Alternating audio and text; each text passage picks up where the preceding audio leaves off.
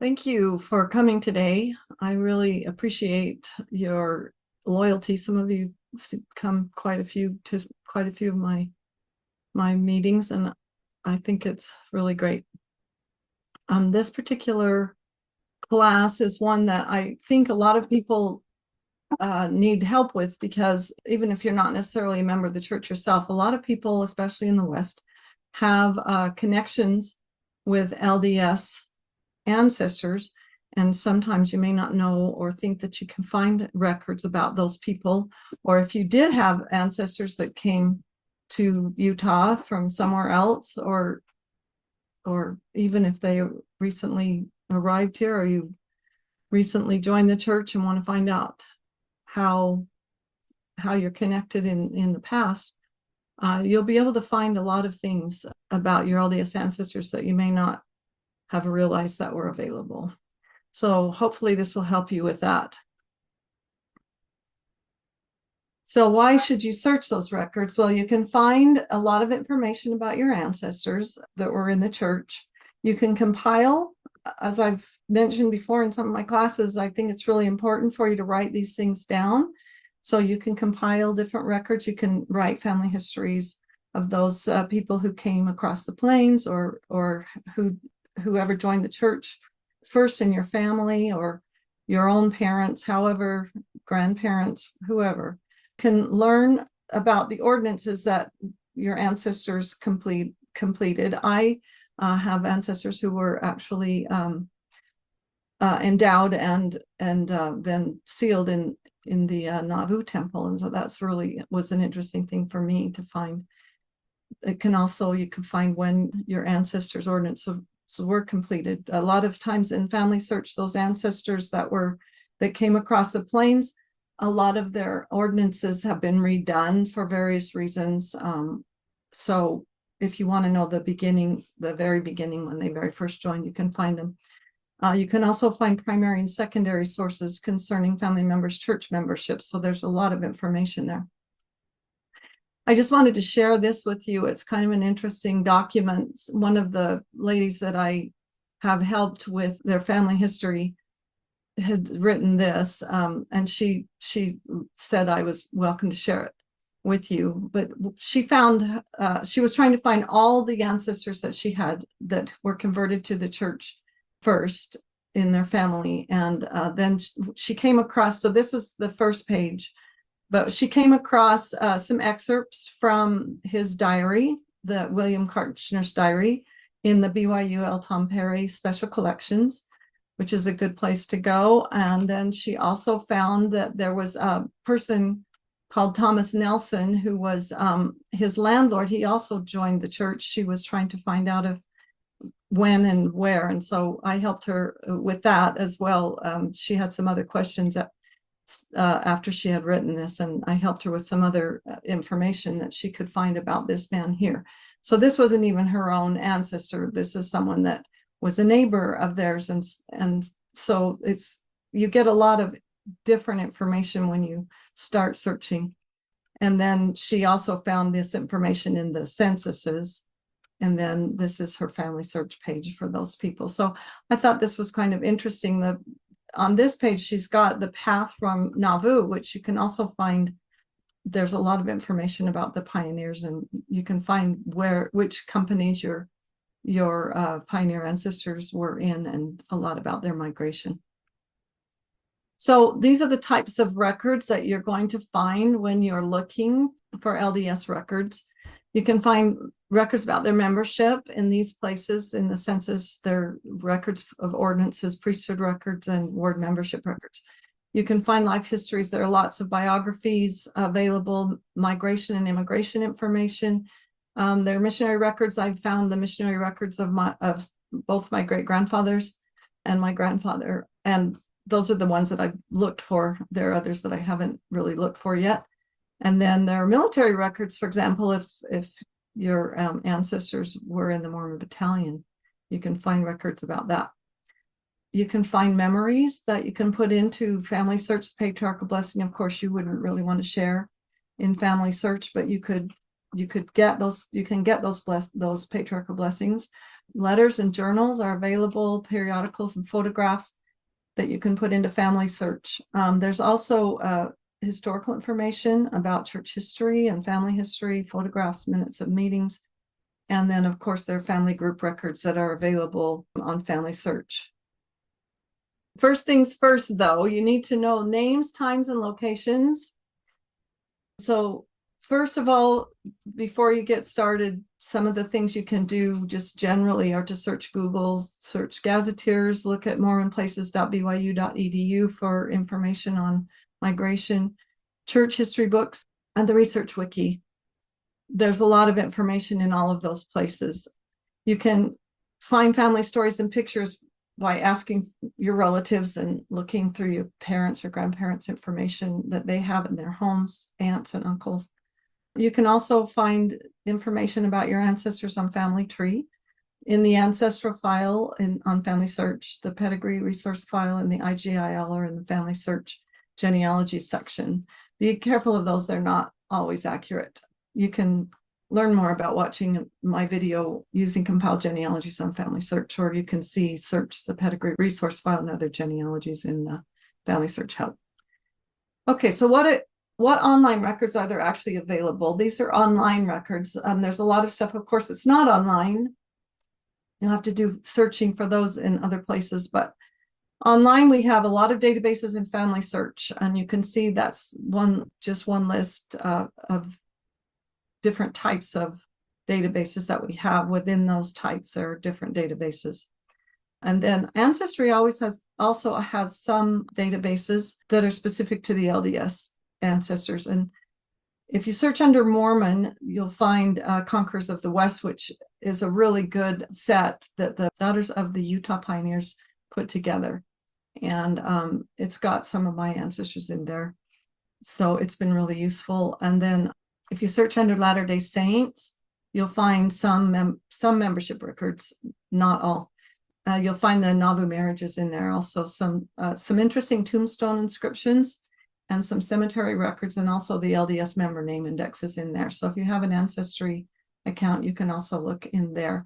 And it also has the early membership records of the Reorganized Church of Jesus Christ of Latter-day Saints. Okay, so the Research Wiki is a really, really good source of Latter-day Saint records information. And I would suggest that that's when you actually start looking for specific records, that you go directly to the Research Wiki first, instead of just looking for records. That's because a couple of reasons. One reason is that it teaches you how to look as well as where to look. And so if you just jump in and start looking in the catalog, you may not find as many things as if you jump into the wiki. It's sort of like jumping into this shallow end of the pool and jumping into the deep end of the pool. So the Research Wiki will have all these different types you can see here on the side. This is the box that you'll find on the right-hand side of the page for the Church of Jesus Christ of Latter-day Saints. That's the wiki page that this is on. And this has Tracing Latter-day Saint Ancestors, which is a really good place to start. And then a record finder, which if you use the wiki, you know the record finder is just a box of which records to look for different things that you're looking for. The census records are available. That's an article about how to use the church's census records. And all these other things that are on there. My ancestors were part of the Perpetual Immigration Fund, so I would want to look up that article and see what records I could find for that. So there's all these record types. I'm not going to go through all of them today, but you should definitely look under all those categories and read all of those articles, because they're all very important sources of primary and secondary information. There's information by country in Sweden, Norway, and Wales. And then we have, as well as the United States, of course. And then these are some compiled sources, which are, of course, always, you have to take those with a grain of salt. And then the background information, history, there are periodicals that you can look at, and information about polygamy. One of my ancestors had 4 wives and another one had 2. So that's an interesting thing for me to learn about, and then other finding aids down at the bottom. If you look over on the right, there's Latter-day Saint online genealogy records. And if you click on that button on that page, it will take you directly to the online genealogy records. So these are just some of the things that are on that page. These are some of the important databases that I'm going to talk about today. There's the early church information file, the ward membership records, the family group records, the temple records, the Navu records, the church census, and the church history biographical database. I'm not going to go into a ton of detail, but I want you to know what's in those so that you can go and look for them. The early church information file is fantastic. It's amazing. It's an alphabetical card index of Latter-day Saints along with some of their neighbors. So it's not just Latter-day Saints, it's people that were also associated with them to some extent. It covers the years from 1830 mainly to 1914. There are many different types of sources. It indexes a lot of different sources, and each card is an individual source document. So it tells you where to go to find the information that's on that card. So there may be like a dozen, up to a dozen cards in for some people. So there's a lot of information in there. And please look for variations of the names because, of course, as you know, different names got spelled differently. In Family Search, they've mislabeled it for some reason as Utah Family Search Early Church Information File. It's not just about Utah, okay? It's about the church in general, the early church in general. So it's not just limited to Utah. This is just some more information about it. It includes records of endowments from of the Navu Temple. It includes ward, family, and local histories, journals, biographies, priesthood, missionary records, periodicals, cemetery records, immigration records, and Western states marriages. So there you can see it's got a lot of information. These are some of the indexes that are included. So when you go to that site, these are the indexes that it will look. And these are all on Family Search. So the ECIF is on Family Search, and it is all the indexes are there. And you can search. When you search it, you'll find the things in these particular indexes. So this is how you search it. From this historical records page, you can just type in the collection title and it'll come up with this yellow thing here. Or if you go to the catalog, you can type in the keyword ECI. Well, don't type in ECI, you have to type it out, but type in the keyword early church information file. And then the catalog will come up with 3 different references. It has the digitized index, which is the searchable index that you'll see here in the yellow box. It has a resource guide on microfilm that is not available except in the Family Search Center. And then also it has the reference to the physical collection in the Family Search Center. But you can search everything that's in the Family Search Center is in this yellow box index. And then you just type in the person's name and then choose the person that you're looking for if it comes up. And then be sure to check different names, like I said. And then when it comes up, when the card comes up, always look at the original document and then go on either side of the document that comes up, because there may be other things about it. Okay. The card itself is the original source of the information. I mean, we'll give you the original source of the information, but the card is a secondary source. Okay, so you can't use that card as an original source. You need to go from what it says on the card where they got the information, find that information in whatever repository that information is in. Be sure there's a how to use this collection button, as there is on all the collections, that will take you to an article in the wiki about how to use it better. So, and it's got a lot more information on it in that article. So these are just some examples of ECIF cards for my great-great-grandfather Thomas Hicken. And you can see there are five things there. They're all from different places and they have some different information. The birthplace is weird because he was actually Burton on the Wolds is the place where he was born. So some of that stuff you kind of, again, have to take with a grain of salt because people were transcribing. And so they aren't necessarily always correct. But you could still find Burton on the Wolds. If you didn't know that was where he was born, you'd go, wow, that's great. And then you could see where there was something that was similar to that in Google.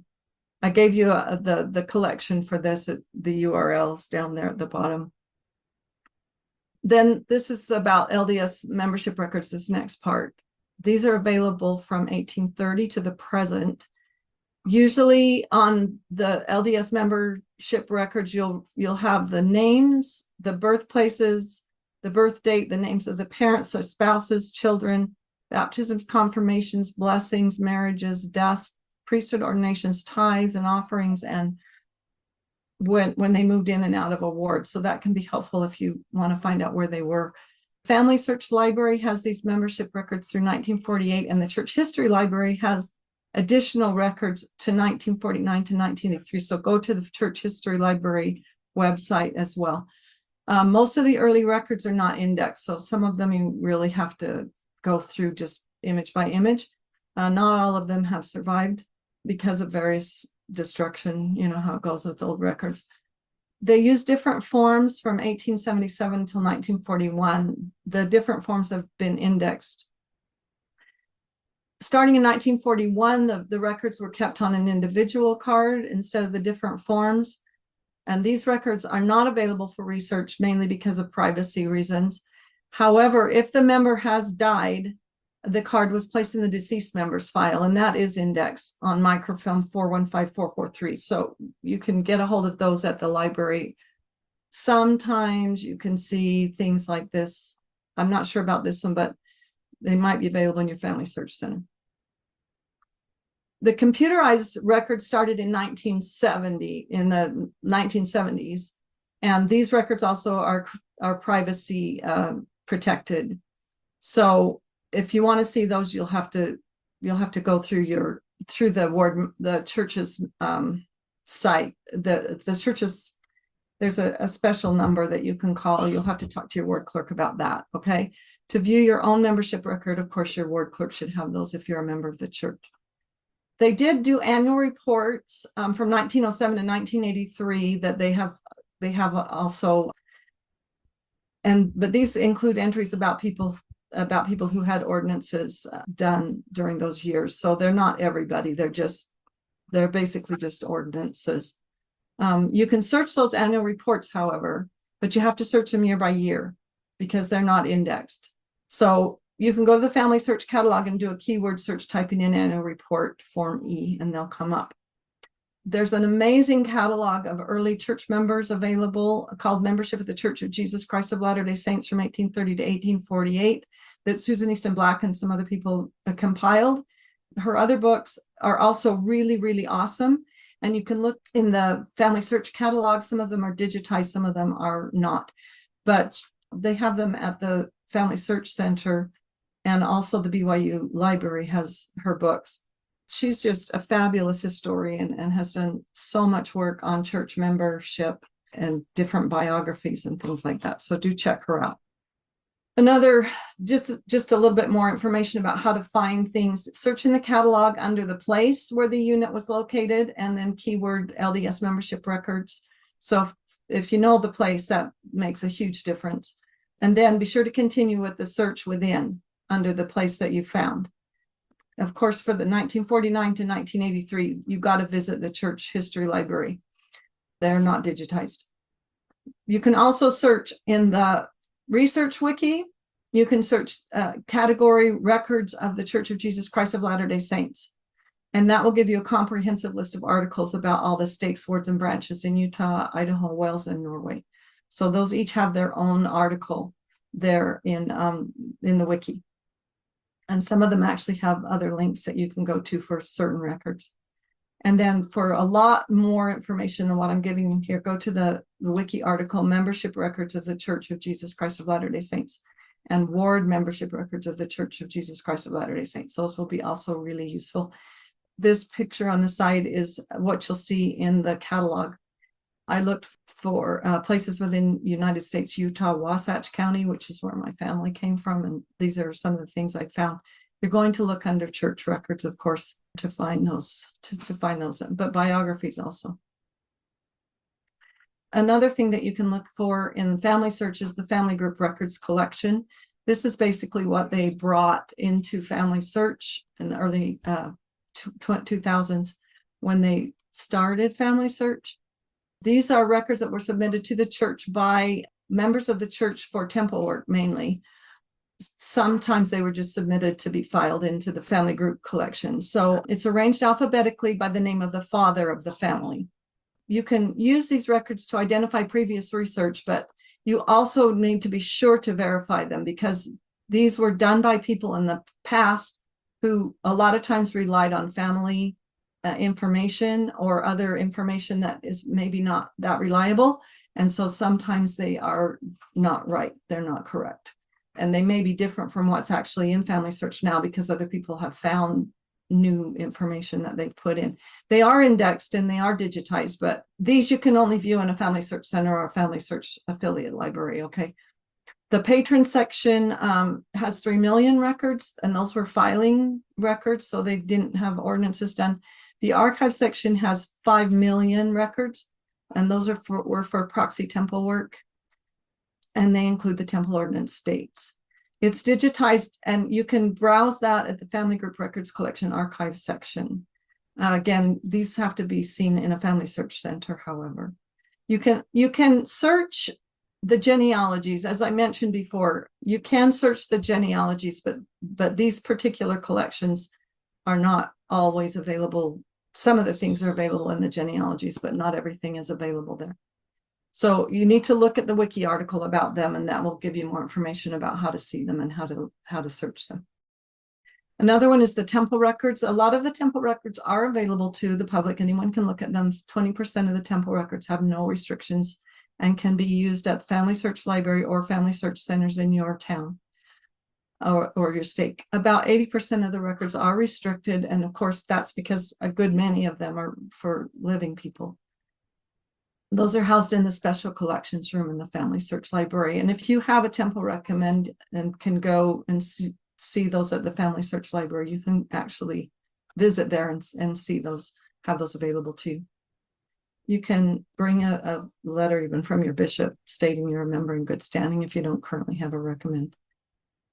This is just information about seeing them. If you're not going to plan on seeing them, then that's not something you need to know right now. But if you ever decide you want to come and look at those, this information will be here. The membership department doesn't have access to temple ordinance films.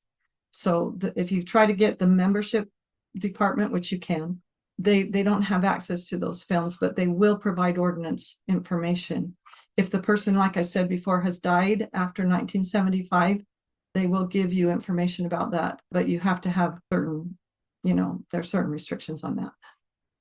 But you can telephone them at that number right there for more information. They'll tell you what exactly you need to do to get the information, like for a family member who's passed away. For more information, again, see the wiki article, Temple Records of the Church of Jesus Christ, and that page that will give you links to the catalog references there.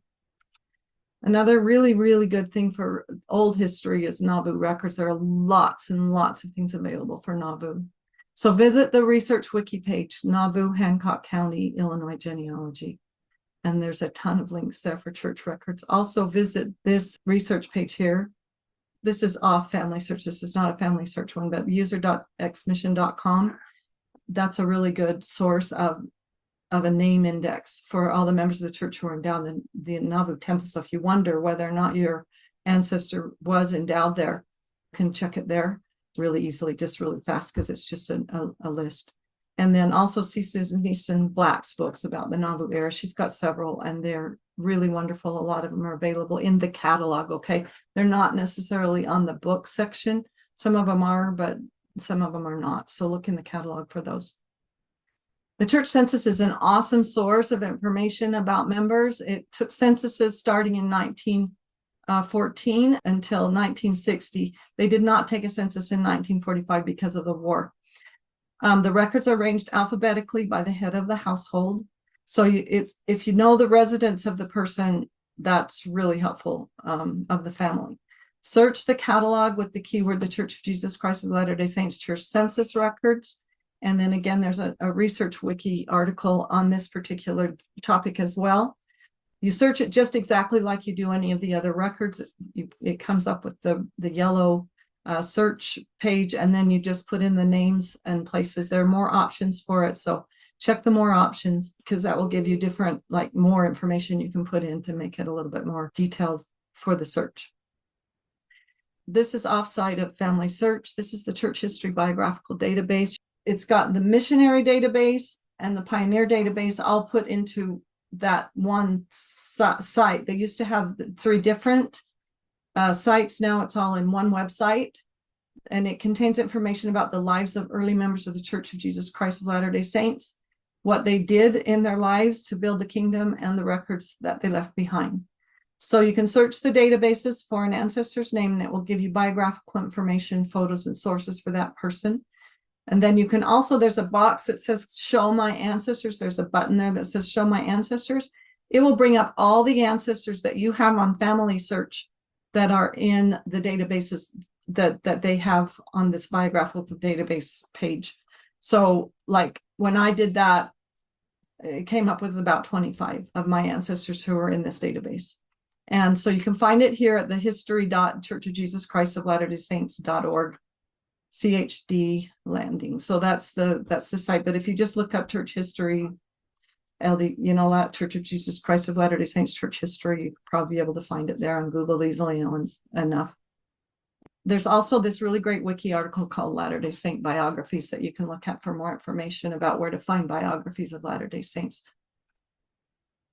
Really good sites for information are, of course, the Family Search Library and the BYU Library. Now, so many things are not online. So many things are still in physical books. I know the Family Search Library is doing these books every single day. They're digitizing books every day. We have a couple in our ward who go up there 2 times a week and spend all day long just digitizing books that are in the library. So they're getting as many things as they possibly can digitized, but they're not all digitized. So check the library's catalog, card catalog, check the BYU Library's card catalog, and see what you can find about your ancestors in those places. You may have to visit the library if they haven't been digitized yet. Both libraries have church history books and articles. They have biographies and autobiographies, pictures of people and historical buildings. They have periodicals, letters, and journals of early church members. I have found journals in the BYU family, the BYU Library's special collections of my family members. The Family Search Library in Salt Lake also has membership records, minutes to different meetings, mission and missionary information. They have patriarchal blessings. If you want a patriarchal blessing, go to the wiki article, Patriarchal Blessings of the Church of Jesus Christ, to request copies. You can get copies of your ancestors' patriarchal blessings and many other interesting things. There's a ton of stuff available in these libraries, and some of it's digitized, some of it's not. Okay, so the Church History Library is another source of information, for a very, very, very good source of information for your ancestors that were in the church.